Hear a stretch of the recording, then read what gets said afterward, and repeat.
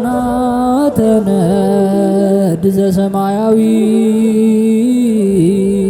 ማይፈድ በእንተ በግዑ እቀብዋ ነዛቲ ያዘድ።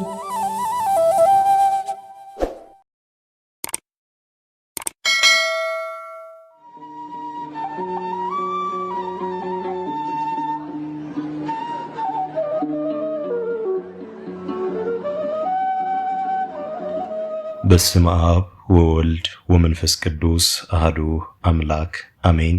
ሰላም እንደምን ቆያችሁን ውድ የሊቃናት ሚዲያ ቤተሰቦቻችን፣ አሜን። የእግዚአብሔር ስሙ ከዘላለም እስከ ዘላለም የከበረ የተመሰገነ ይሁን። በዛሬው ቪዲዮ ይዘንላችሁ የምንቀርበው ጥር 17 የሚነበብ ስንክሳር ሲሆን ለዚህ ቻናል አዲስ የሆናችሁ እህት ወንድሞቻችን ቻናሉን ሰብስክራይብ በማድረግ እንዲሁም የደወል ምልክቷን በመጫን ቤተሰብ እንድትሆኑ ከወዲሁ የአክብሮት ግብዣችንን አቀረብን። ወደ ቪዲዮ እንሂድ። መልካም ጊዜ። ጥር 17 የሚነበብ ስንክሳር የመክሲሞስና ዱማቴዎስ መታሰቢያ።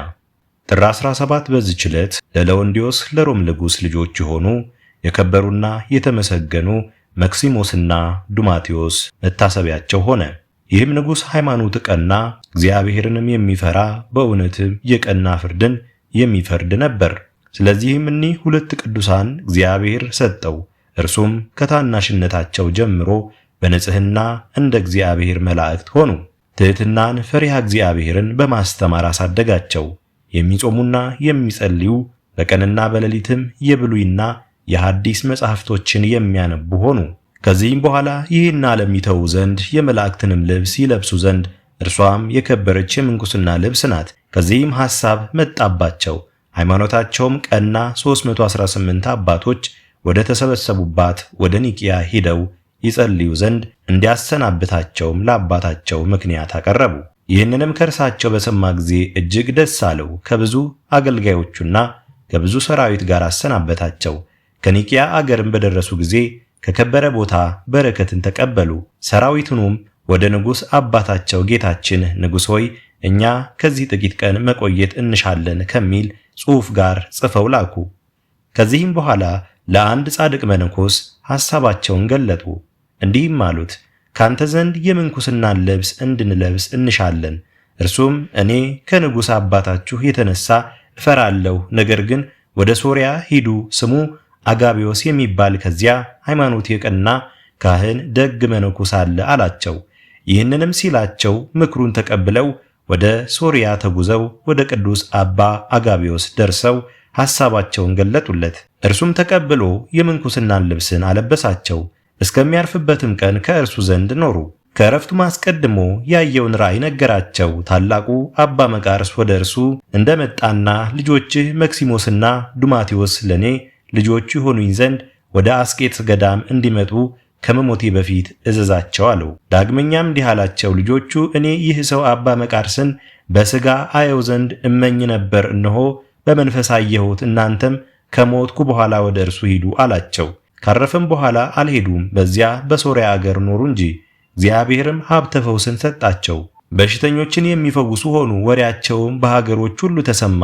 በባህርና በየብስ ከሚነግዱ ነጋዴያንም የመርከብ መዛነቢያቸውን መስራት ተምረው ከድካም ዋጋቸው በየጥቂት የሚመገቡና ለተረፈውን ለድሆችና ለችግረኞች የሚሰጡ ሆኑ። እግዚአብሔርም በእጆቻቸው ከሚሰሯቸው ድንቆች ተአምራቶች የተነሳ የቅዱሳን መክሲሞስንና ዱማቴዎስን ስም መናፍስት ርኩሳን በሚሰሙ ጊዜ ከሰዎች ወጥተው ይሸሻሉ። ሰዎቹም ያን ጊዜ በጌታ ኃይል ይድናሉ፣ ጤነኛም ይሆናሉ። እጅግም ታላቅ የሆነ በጎዳና አጠገብ የሚኖር ከይሲ ነበር። ብዙዎች ሰዎችንም አጥፍቷል። የአገር ሰዎችም ወደ ከበሩ መክሲሞስና ዱማቴዎስም መጥተው ከዚያ ከይሲ ያድኗቸው ዘንድ ለመኗቸው። አባ መክሲሞስም ክርታስ አንስቶ እንዲህ ብሎ ጻፈ። የብፁዕ መቃርዮስ አምላክ በሆነ በመንፈስ ቅዱስም በለበሰ በአባታችን በአጋቢዮስ አምላክ በሕያው እግዚአብሔር አካላዊ ቃል በጌታችን በኢየሱስ ክርስቶስ ስም ይህ ደብዳቤ ከዋሻህ ደጅ ሲደርስ አንተ ወጥተህ ሙት፣ የሰማይ ወፎችም ይብሉ። አንድ ሰውም ያችን ደብዳቤ ተቀብሎ ሄደ። በዚያም የዘንዶ ዋሻ ደጃፍ አኖራት። በዚያም ጊዜ ዘንዶ ወጥቶ ሞተ። የሰማይ ወፎችም በሉት። ሕዝቦችም ሁሉ እጅግ አደነቁ፣ እግዚአብሔርንም አመሰገኑት። የክብር ባለቤት ጌታችንም በእኒህ ቅዱሳን መክሲሞስና በዱማቴዎስ እጆች ብዙ ድንቆች ተአምራቶችን አደረገ። በአንዲት ዕለት ከአባታቸው መኳንንቶች አንዱ ወደ ባህር ዳርቻ ደረሰ። ከመርከቦችም በአንዱ መርከብ መዛነቢያ ላይ መክሲሞስና ዱማቴዎስ የሚል ጽሑፍ ባየ ጊዜ የመርከቡን ሹም ጠየቀው። እርሱም እንዲህ አለው፣ በጸሎታቸው ከስጥመት እግዚአብሔር ያድነኝ ዘንድ የእኒህን ሁለት ወንድማማቾች የከበሩ መነኮሳት ስማቸውን በመርከቤ ላይ ጻፍኩ። መኮንኑም መልካቸው ምን ይመስላል አለው። እርሱም የመልካቸውን ምልክት ነገረው።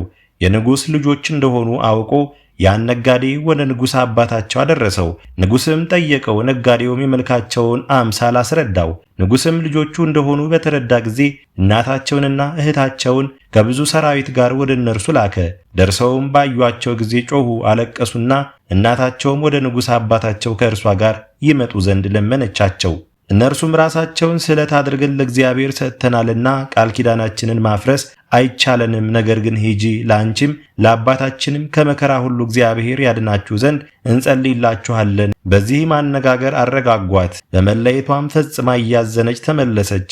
ወደ ንጉሥም በደረሰች ጊዜ ከእነርሱ የሆነውን ነገረችው። ንጉሥም ለሚስቱና ለባለሟሎቹ እንዲህ አለ፣ በእግዚአብሔር ኢየሱስ ክርስቶስ ዘንድ የሕይወት ድል ቢሆኑ ዘንድ እንተዋቸው። ጸሎታቸውም ይጠብቀናል። በዓለም ውስጥ ያለ ክብር ሁሉ እንደ ሕልም ኃላፊ ጠፊ ነውና፣ እነርሱ ግን የማያልፍ መንግሥትን አተረፉ አላቸው። በዚያም ወራት የሮሜ ሀገር ሊቀ ጳጳስ አረፈ። ስለሚሾሙትም ሊቀ ጳጳሳት ይማከሩ ዘንድ ኤጲስቆጶሳት ጳጳሳትም ተሰበሰቡ። የከበረ መክሲሞስንም አሰቡትና ሁሉም ለዚህ ሹመት እርሱ በእውነት ይገባል ተባባሉ። በሽተኞችን ይፈውስ ዘንድ ብዙዎች የሆኑ ድንቆች ተአምራቶችን የሚያደርግ ዘንድ እግዚአብሔር ታላቅ ጸጋ ሰጥቶታልና፣ በዕድሜውም ወጣት ቢሆን ክርስቶስ በውስጡ ስላደረ በእውቀትና በበጎ ሥራ በቤተ ክርስቲያንም ሕግና ሥርዓት ሁሉ ፍጹም ነው። ይህንንም በሰሙ ጊዜ አባቱና እናቱ ደስ አላቸው። መኳንንቶቹንም ላኩ። የከበሩ መክሲሞስንና ዱማቴዎስን ወደ ሮሜ ይወስዷቸው ዘንድ ወደ ሶርያ አገረ ገዢ ደብዳቤ አብረው ላኩ። እኒህም ቅዱሳን ሰምተው እጅግ አዘኑ። አባታቸው አባ አጋቢዮስም ያዘዛቸውን አሰቡ። በዚያንም ለውጠው ወደ ኤርትራ ባህር ዳርቻ ተጓዙ። ወደየትም እንደሚጓዙ አያውቁም። ውሃን በሚጠጡ ጊዜም እግዚአብሔር መራራውን ውሃ ለውጦ ጣፋጭ አድርጎላቸው ይጠጣሉ። ከዚህም በኋላ ከእርሱ ዘንድ ረድኤትን ኃይልን ላከላቸውና ከሶርያ አገርም ተሸክማ ወደ አስቄጥስ ገዳም አደረሰቻቸው።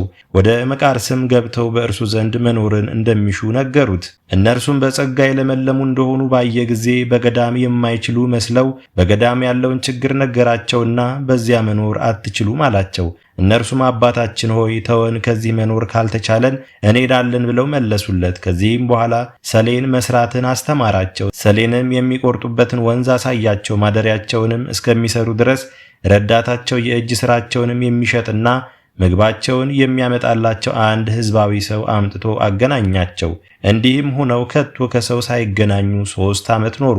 ነገር ግን በጭልታና በዝምታ ወደ ቤተ ክርስቲያን የሚገቡና ሥጋውንና ደሙን ተቀብለው ወደ ማረፊያቸው የሚመለሱ ሆኑ። 3 ዓመት ያህል ወደ እርሱ ስላልመጡና ስላልጎበኙት አባታቸው አባ መቃርስ ከሥራቸው የተነሳ ደነቀ። ሥራቸውንም ይገልጥ ዘንድ ወደ ጌታችን ለመነና ተነስቶ ወደ እርሳቸው ሄደ። እነርሱም በመምጣቱ ደስ ተሰኙበት። በዚያች ሌሊትም ከእርሳቸው ጋር አደረ። ለጸሎትም በተነሱ ጊዜ የእሳት ሐብል ካፋቸው ሲወጣና ወደ ሰማይ ሲደርስ ሰይጣናትም እንደ ዝንቦች ሲከቡት የእግዚአብሔር መልአክ በእሳት ሰይፍ ዝንቦቹን ሲያባረራቸው የከበሩ መክሲሞስና ዱማቴዎስን አያቸው። በነጋም ጊዜ አስኬማን ለብሳችሁ ጸልዩልኝ ብሏቸው ሊሄድ ተነሳ። እነርሱም ሰገዱለትና አባታችን ሆይ አንተ በእኛ ላይ ተጸልይ ዘንድ ተባረከንም ዘንድ የሚገባ ነው አሉት። ተጋድሏቸውንም በፈጸሙ ጊዜ እግዚአብሔር ከዚህ ዓለም ድካም ሊያሳርፋቸው ወደደ። መክሲሞስም በጽኑ ሕመም ታመመ፣ ሥጋውም እንደ እሳት ጋለ። ወደ እርሱም ይመጣ ዘንድ ወደ አባ መቃርስ ላከ። አባ መቃርስም በመጣ ጊዜ በደዌ ሲሰቃይ ያገኘው። መክሲሞስም ጸልይልኝ ባርከኝም አለው። እርሱም በላዩ አማትቦ ይህ ደዌ ካንተ ይርቃልና አይዞህ አለው። መክሲሞስም አባቴ ሆይ በዚች ደዌ ከዚህ ዓለም እንደምወጣ እኔ ያውቃለሁ፣ ረድኤት አገኝ ዘንድ አንተ ጸልይልኝ አለው። ይህንንም በተናገረ ጊዜ መሪር ልቅሶን አለቀሰ። በዚያችም ጊዜ አባ መቃርስ የቅዱሳንን አንድነት ነቢያትን፣ ሐዋርያትን፣ መጥምቁ ቅዱስ ዮሐንስን፣ ንጉሥ ቆስጠንጢኖስንም አያቸው። እነርሱም ነፍሱ በክብር እስከወጣች ድረስ በአባ መክሲሞስ ዙሪያ ነበሩ። አባ መቃርስም አልቅሶ መክሲሞስ ሆይ የተመሰገንክ የከበርክ ነህ አለ። ዱማቴዎስም በወንድሙ ላይ መራራ ልቅሶን በማልቀስ አባ መቃርስን የሚለምነው ሆነ። ነፍሴን ይወስዳትና ወደ ወንድሜ የሚያደርሳት ዘንድ ስለኔ ወደ እግዚአብሔር ጸልይ አለው። አባ መክሲሞስም ከተቀበረ በኋላ በሦስተኛው ቀን አባ ዱማቴዎስ ታመመ። ስለ እርሱም ለአባ መቃርስ ነገሩት። አባ መቃርስም ወደ እርሱ ሊሄድ ተነሳ። በጉዞ ላይም ሳለ አስቀድሞ ወደ አባ መክሲሞስ የመጡትን የቅዱሳን አንድነት አየ። የአባ ዱማቴዎስም ነፍስ ተቀብለው በክብር ወደ ሰማይ አሳረጓት። አባ መቃርስም ወደ በዓታቸው ሲደርሱ ዱማቴዎስን አርፎ አገኘው። ወስዶም ከወንድሙ መክሲሞስ ጋር በአንድ መቃብር በክብር ቀበረው። የመክሲሞስም ዕረፍት በዚህ ወር በ14 ነው። ዳግመኛ የዱማቴዎስ ዕረፍት ጥር 17 በዚች ቀን ነው። የከበረ አባ መቃርስም ያ ቦታ በስማቸው እንዲጠራ አዘዘ። እንዲሁም ደብረ በርሞስ ተብሎ እስከ ዛሬ የሚጠራ ሆነ። ለዘላለሙ መታሰቢያቸው ሆነ። ለእግዚአብሔርም ምስጋና ይሁን። እኛንም በከበሩ መክሲሞስና ዱማቴዎስ ጸሎት ይማረን፣ በረከታቸውም ከእኛ ጋር ትኑር ለዘላለሙ አሜን።